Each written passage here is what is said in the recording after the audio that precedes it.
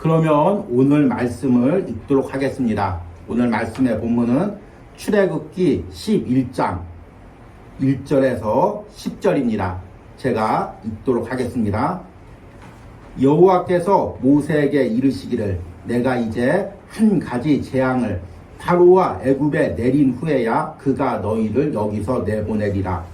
그가 너희를 내보낼 때에는 여기서 반드시 다 쫓아내리니 백성에게 말하여 사람에게 각기 이웃들에게 은근 패물을 구하게 하라 하시더니 여호와께서 그 백성으로 애굽 사람의 은혜를 받게 하셨고 또 그 사람 모세는 애굽에 있는 바로의 신하와 백성의 눈에 아주 위대하게 보였더라.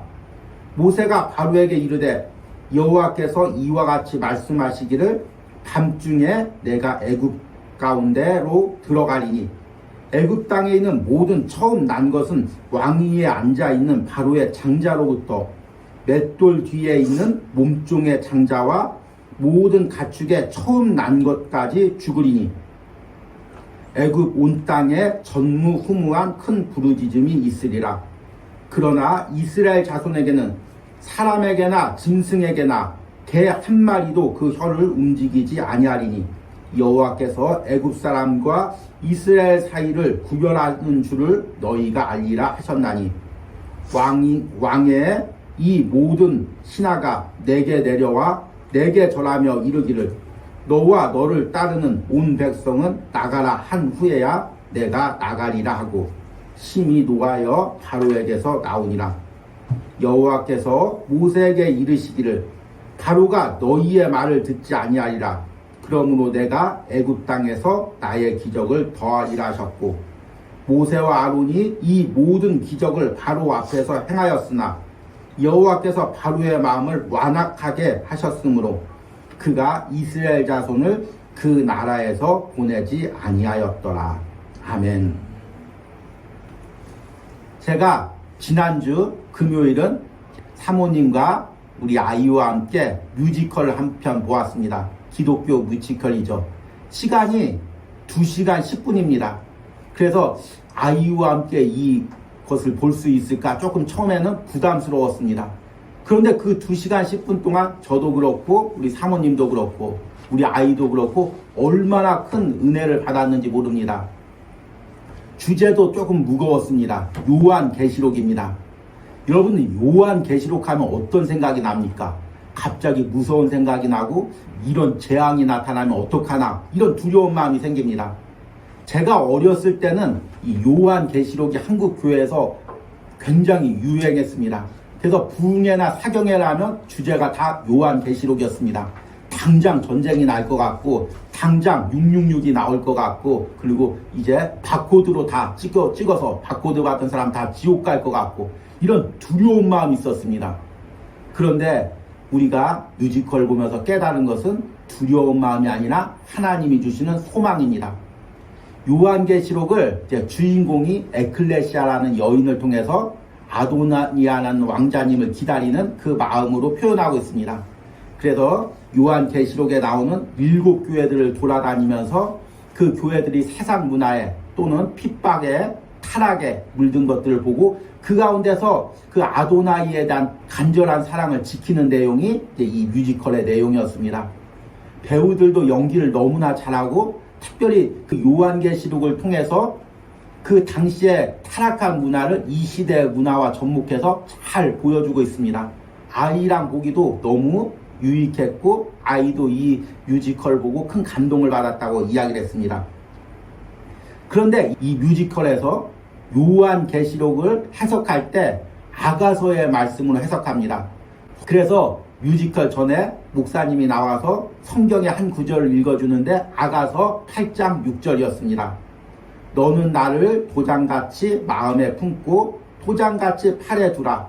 사랑은 죽음같이 강하고 질투는 스올같이 잔인하며 불같이 일어나니 그 기세가 여호와의 불과 같으니라. 아멘. 그런데 놀랍게도 제가 몇 주 전에 출애굽기 묵상을 시작하면서 읽은 말씀이 바로 이 아가서 8장 6절입니다. 출애굽기를 10가지 재앙이나 또는 무서운 사건으로 보는 것이 아니라 이 가운데서 하나님께서 이스라엘 백성들을 얼마나 사랑해서 이끌어냈는지를 깨닫게 하기 위해서 하나님께서 이 역사를 일으켰다고 말씀을 드렸습니다. 그리고 그 하나님의 사랑으로 이 출애굽기를 묵상했습니다. 여러분, 사실은 이 출애굽기와 요한계시록이 한 가지 관점으로 연결되어 있습니다. 애굽 땅에 10가지 재앙들이 내릴 때 사실은 마지막 날에도 이런 일들이 일어납니다. 그러나 이 재앙이 애굽 사람들과 세상 사람들에게는 재앙이지만 하나님의 자녀에게는 기적인 것입니다. 그 기적 가운데 나를 향한 하나님의 사랑과 계획이 드러나는 것입니다. 우리가 이것을 소망으로 들어야 되고 소망으로 기다려야 됩니다. 그래서 오늘 말씀에서는 출애굽기 10가지 기적들을 다시 한번 돌이켜보면서 이 가운데 나타난 하나님의 뜻이 무엇인지, 하나님께서 왜 이 10가지 기적을 일으켰는지를 말씀을 통해서 들으려고 합니다. 출애굽기에는 10가지 기적들이 나오죠. 맨 처음에 나일강이 피로 변하는 기적, 그 다음에 개구리 재앙, 파리, 가축, 그 다음에 악성 종기가 생기고 우박이 떨어지고 메뚜기가 나오고 하늘이 흑암에 덮이고 마지막에 애굽의 온 장자들이 죽는 기적들이 일어납니다. 그런데 이 성경 말씀에는 이 사건들이 일어날 때 애굽과 바로 왕한테 말씀할 때는 재앙이라고 이야기를 합니다. 내가 애굽과 바로 왕에게 이런 재앙을 베풀리라, 이렇게 계속 반복됩니다. 그런데 모세와 이스라엘 백성들에게 이야기할 때는 내가 너에게, 이스라엘 백성들에게 이런 기적을 베풀리라, 이렇게 말씀하십니다. 그러니까 출애굽기의 10가지 사건은 애굽 사람들이나 세상 사람들에게는 재앙이 되는 거죠. 강물이 피로 변화해 보십시오. 재앙이죠. 하늘에서 우박이 떨어져서 농작물이 다 없어져 보십시오. 재앙입니다. 메뚜기가 들어와서 먹을 것을 모두 다 먹어버리면 재앙이죠. 그런데 이것을 통해 이스라엘 백성들이 하나님을 만나고 또 기적적으로 출애굽을 합니다. 그러니까 이스라엘 백성들에게는 기적이 되는 것입니다. 하나님은 당신의 자녀들에게 재앙을 베푸시는 분이 아니라 기적을 베푸시는 분입니다. 여러분, 우리는 오늘도 그 하나님의 기적적으로 살아가고 있습니다. 지금 사실 경제가 많이 어렵습니다. 사실 뉴스나 그런 데서 잘 보도를 하지 않아서 그렇지, 지금 제가 이렇게 다녀봐도 곳곳에 자영업자들이 다 문 닫고 있고 사람들이 힘겹게 살아가고 있습니다. 그런데 이런 가운데서도 하나님이 당신의 자녀들을 입히시고 먹이시고 인도하십니다. 그러니까 세상의 어려움 가운데서도 우리는 날마다 하나님의 기적을 맛보고 사는 사람들입니다. 하나님이 내게 왜 이런 기적을 베푸실까요? 이스라엘 백성들에게 왜 10가지 기적을 베푸셨을까요? 그 이유를 오늘 읽은 말씀에서 말씀하고 있습니다. 첫 번째 이유는 하나님의 사랑을 나타내기 위해서입니다. 오늘 읽은 1절과 2절 말씀을 보니까 여호와께서 모세에게 이르시기를 내가 이제 한 가지 재앙을 바로와 애굽에게 내린 후에야 그가 너희를 여기서 내보내리라. 그가 너희를 내보낼 때에는 여기서 반드시 다 쫓아내리니 백성에게 말하여 사람들에게 각기 이웃들에게 은금 패물을 구하게 하라 하시더니 아멘. 여러분, 사실 이 출애굽기 초반의 분위기는 어둡습니다. 갑자기 강물이 피로 변합니다. 갑자기 메뚜기 떼가 들이닥쳐서 모든 먹을 것들을 다 먹어치웁니다. 그리고 9번째 재앙에서는 하늘이 검게 변합니다. 그리고 이제 하나님께서 애굽의 모든 장자를 치실 것이라고 이야기합니다. 얼마나 어두운 분위기입니까? 여러분, 지금 우리 앞에 있는 탄천이 갑자기 피로 변해 보십시오. 그리고 메뚜기 떼가 하늘을 덮어 보십시오. 갑자기 맑은 날이 어둡고 태양이 가려져 보십시오. 얼마나 두렵겠습니까? 이거 뭔 일 나는 거 아니야? 지진 나는 거 아니야? 화산 폭발 나는 거 아니야? 다 죽는 거 아니야? 두렵겠죠. 그런데 오늘 이런 두려운 어두운 분위기 속에서 모세에게 하시는 하나님의 말씀의 분위기를 보십시오. 두려운 분위기가 아닙니다. 불안을 주려는 마음이 아닙니다.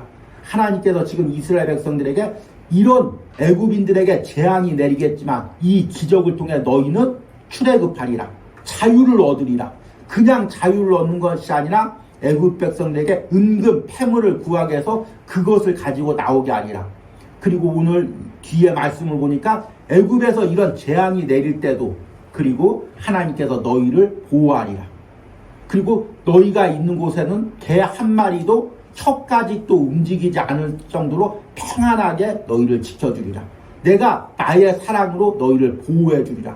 이 지금 하나님께서 말씀을 하고 있는 것입니다. 두려움이 아닙니다. 공포가 아닙니다. 지금 하나님의 사랑을 이야기하고 있는 것입니다. 여러분, 사랑하는 사람 사이에 미래를 이야기할 때 어떻게 이야기합니까? 결혼을 약속할 때 어떻게 약속합니까? 나랑 결혼하면 네 인생 이제 망한 줄 알아라. 이제 큰일 났다. 우리 앞으로 하루하루 어떻게 먹고 살래? 아들 낳으면 그 자녀들 어떻게 교육시킬래? 이제 우리 인생 다 끝났다. 이제 소망이 없다. 이렇게 이야기하고 결혼을 신청하는 연인들이 있습니까? 그것은 사랑하는 마음이 아니죠. 상대랑 헤어지려고 작정한 사람이죠. 그런데 사랑하면은 소망으로 이야기합니다.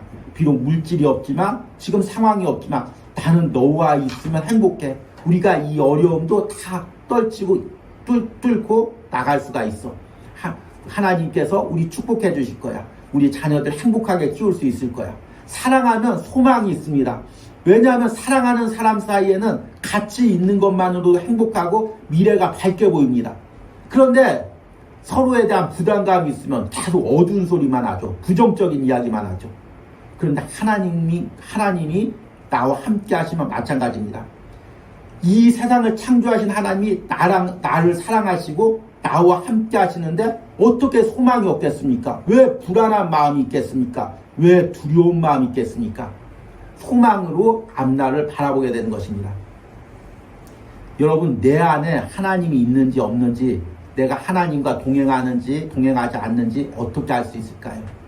바로 내 안에 하나님과 동행함으로 소망이 있으면 지금 내가 하나님과 동행하고 있는 것입니다. 그런데 하나님도 내 인생에 함께 하시지 않아. 내 인생은 이제 어두운 일 뿐이야. 우리 자녀들 어려운 일만 남았어. 이렇게 생각하는 사람은 내 안에 하나님과 동행하지를 못하고 있는 것이니라. 지금 이스라엘 백성들은 그 10가지 재앙 속에서도 하나님과 동행함으로 평안을 누리고 소망으로 미래를 바라보고 있는 것입니다. 하나님은 바로 이런 하나님의 사랑을 계시하기 위해서, 하나님의 소망을 보여주기 위해서 이스라엘 백성들에게 이 10가지 기적을 경험하게 하신 것입니다. 여러분, 내 삶에서 어떤 기적을 경험하십니까? 그 기적을 통해서 하나님이 내게 원하시는 것이 무엇입니까? 나를 향한 하나님의 사랑을 깨닫게 하는 것입니다. 하나님과 함께 소망으로 앞날을 바라보는 것입니다. 더 나아가서 천국 가서 하나님과 영원히 살 날을 바라보는 것입니다. 여러분, 그 하나님의 사랑을 느끼며 살고 있습니까? 그 소망으로 하루하루를 걸어가고 있습니까? 여러분들이 출애굽기 말씀을 통해 그 하나님의 사랑을 깨닫고 소망으로 앞날을 바라보시기 바랍니다. 두 번째, 하나님께서 출애굽의 기적을 베푸신 이유는 하나님을 신뢰하게 하기 위해서입니다. 사랑하는 사람 사이에서 가장 원하는 게 무엇일까요? 나만 바라봐. 바로 이거죠. 사랑하는 사람에게 다른 사람 바라보지 말고 나만 바라봐. 이것이 가장 원하는 것입니다. 만약 사랑해서 결혼하려고 하는데 상대가 다른 남자만 바라보고 다른 여자만 바라보고, 와, 내가 지금 결혼하려는 사람이 아니라 저 사람과 결혼하면 얼마나 행복할까? 저 사람과 함께 살면 얼마나 좋을까? 더 심각하게 저 사람과 잠자리를 하면 얼마나 좋을까? 이런 마음을 가지고 있다고 생각해 보십시오. 그리고 상대가 그 마음을 느낀다고 생각해 보십시오. 얼마나 마음 아프겠습니까? 얼마나 배신감이 들겠습니까? 하나님도 바로 이런 마음입니다. 하나님이 우리에게 원하는 게 무엇일까요? 나만 바라봐. 바로 이것입니다. 하나님이 우리를 창조하시고 우리를 사랑하시고 독생자 예수까지 아낌없이 내어주신 분입니다. 그러니 하나님이 우리에게 무엇을 원하시겠습니까? 하나님만 바라보고 하나님과 동행하기를 원하는 것입니다. 그런데 사실 우리 눈에는 보이는 것들이 너무나 많이 있습니다. 세상에 화려한 것들이 많이 있죠. 하나님은 눈에 보이지 않고 눈에 보이는 세상에 화려한 것들이 많이 있습니다. 또 세상에 거대하고 강력한 것도 많이 보입니다. 그러니까 우리는 하나님만 바라보지 못하고 세상을 바라보고 세상을 경배하고 세상에 눌려 살고 있습니다. 이스라엘 백성들도 마찬가지죠. 애굽이라는 땅에서 강대한 권력 앞에 눌려 살고 있는 것입니다. 10가지 기적의 모든 대상들은 사실은 애굽에서 신으로 섬기는 대상이었습니다. 나일강은 풍요의 여신으로 섬기고 있고 개구리도 신으로 섬기고 있고 이도 파리도 다 신으로 섬기고 있습니다. 9번째 기적인 하늘이 흑암으로 덮이는 것 역시 당시에 이 애굽인들이 가장 신으로 섬겼던 대상이 태양신입니다. 그런데 하나님께서 이 10가지 기적을 통해서 애굽의 신들을 다 꺾어버리십니다. 그리고 마지막에는 애굽의 장자를 다 죽이십니다. 장자는 무엇입니까? 권력의 상징이죠.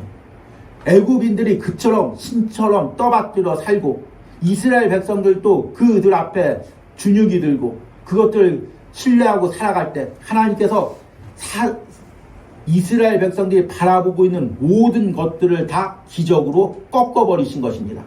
왜 그러셨을까요? 나만 바라봐. 너희는 나만 바라보고 살아야 돼. 세상 바라보면 안 돼. 세상 사람들이 섬기는 신을 바라보면 안 돼. 세상 사람들이 바라보는 부를 바라보면 안 돼. 세상 사람들이 바라보는 권력을 바라보면 안 돼. 나만 바라보고 살아야 돼. 나와만 동행해야 돼. 아가서 말씀 8장 6절을 다시 한번 읽으면 너는 나를 도장같이 마음에 품고 도장같이 팔에 두라. 사랑은 죽음같이 강하고 질투는 스올같이 잔인하며 불같이 일어나니 그 기세가 여호와의 불과 같으니라. 도장같이 마음에 품으라는 것입니다. 그리고 도장같이 팔에 두라는 것입니다. 하나님의 사랑이 죽음보다 강하다는 것입니다. 질투는 불같이 일어난다는 것입니다. 하나님의 그 강렬한 사랑, 우리만을 사랑하시고 우리가 하나님만을 사랑하기를 원하는 마음이 아가서 8장 6절에 나와 있습니다. 그리고 그 말씀이 출애굽기의 10가지 기적을 통해서 나타나는 것입니다. 애굽의 신들 바라보지 마. 애굽의 화려한 것들 바라보지 마.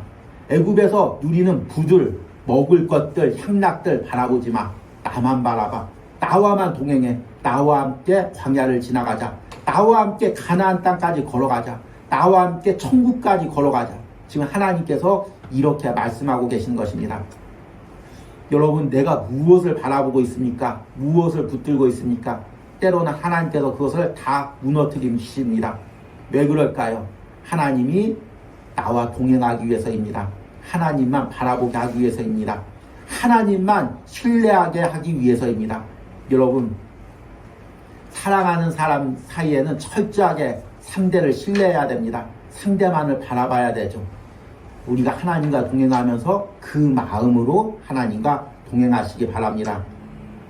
마지막으로 하나님께서 10가지 기적을 베푸신 것은 세상에서 하나님의 위대함을 나타나기 위해서입니다. 당시에 바로왕은 절대 권력을 가지고 있었죠. 그런데 하나님께서 이 10가지 기적을 베푸시면서 성경에 계속 반복되는 말씀이 무엇이냐면 바로의 마음을 강팍하게 하셨더라. 개역 개정판에는 완악하게 하셨더라로 이제 바꿔서 번역했습니다. 강팍해진다는 거, 완악해진다는 거 무엇입니까? 점점 마음이 딱딱해진다는 거죠. 하나님의 기적을 보고서도 하나님 앞에 머리 숙이지 않는다는 것입니다. 이게 세상 사람들의 마음이죠. 우리가 하나님의 자녀인 것을 어떻게 깨달을 수 있냐면 하나님께서 내게 사인을 주실 때 머리를 숙이는 것입니다. 저는 목회자입니다.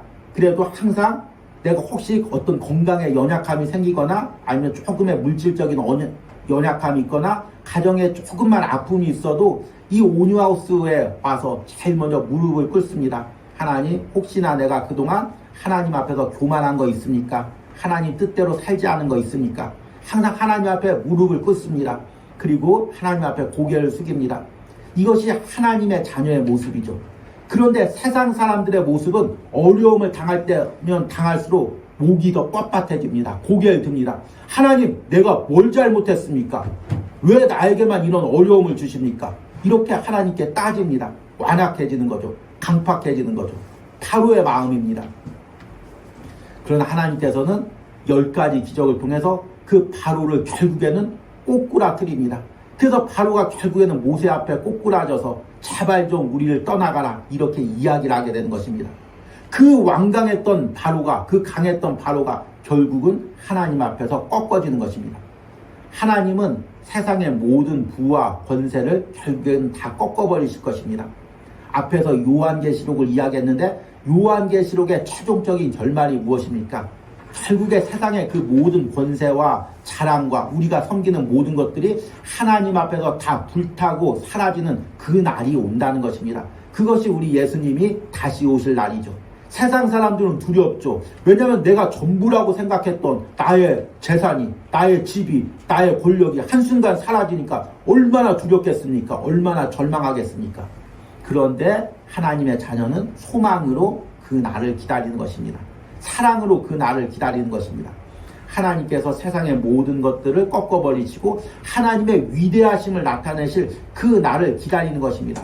출애굽기 10가지의 기적들은 그 요한계시록의 사건들을 미리 보여주는 것입니다. 그리고 우리들은 역시 날마다 그 10가지 기적들을 체험하면서 하나님의 사랑을 체험하고 하나님을 신뢰하고 그리고 하나님의 위대함을 보면서 하나님과 동행하는 것입니다. 이제 말씀을 맺으면서 여러분들에게 아주 중요한 질문을 하나 드리겠습니다. 우리는 출애굽기를 묵상하면서 하나님과 친밀한 동행을 꿈꾸는 주제를 말씀하고 있습니다. 그런데 여러분, 내가 하나님과 친밀한 동행을 꿈꾸는지 어떻게 알 수가 있을까요? 아니면 저와 같은 주의종이 말씀을 전할 때 저 주의종이 하나님과 동행하면서 말씀을 전하고 있다. 아니면 실제로는 동행하지도 않으면서 동행하는 척 말씀을 전하고 있다. 아니면 잘못된 이단들이 하나님과 잘못된 동행을 이야기할 때 여러분들 어떻게 분별할 수가 있을까요? 내가 하나님과 동행하는지를 어떻게 알 수가 있습니까? 다른 사람이 하나님과 함께하는지 어떻게 알 수가 있습니까? 하나님과 동행하는 사람 마음 안에는 두려움과 불안이 아닌 평안과 소망이 있습니다. 오늘도 내가 걸어가면서 하나님과 동행하면서 내 안에 소망이 있는지 평안이 있는지 항상 점검하시기 바랍니다. 아니면 미래가 두렵고 지금 현실이 불안하고 이런 마음이 있는지를 점검하시길 바랍니다. 잘못된 가르침을 전하는 그런 교단이나 그 교주들이 가장 사람들을 사로잡는 방법이 바로 이 두려움과 불안입니다. 내 말 안 들으면 큰일 난다. 우리 단체 떠나면 큰일 난다. 지금 내가 하라는 대로 하지 않으면 어려움이 생긴다. 계속 불안과 두려움으로 사람들을 조정합니다. 그러나 하나님의 말씀은, 하나님의 메시지는 하나님과 함께하면 너희 안에 평안이 있다. 하나님이 인도하신다. 하나님이 도와주신다. 그리고 그 하나님에 대한 사랑으로 움직이게 하는 것입니다. 하나님을 향한 사랑으로 예배도 하고 예물도 드리고 헌신도 하는 것입니다. 두려움과 공포가 아닙니다. 불안이 아닙니다. 여러분, 이 출애굽기를 묵상하면서 여러분 하나님이 주시는 그 사랑이 있길 바랍니다. 평안이 있길 바랍니다. 소망이 있길 바랍니다. 그 은혜를 누리면서 천국까지 하나님과 동행하시기를 축복하십니다.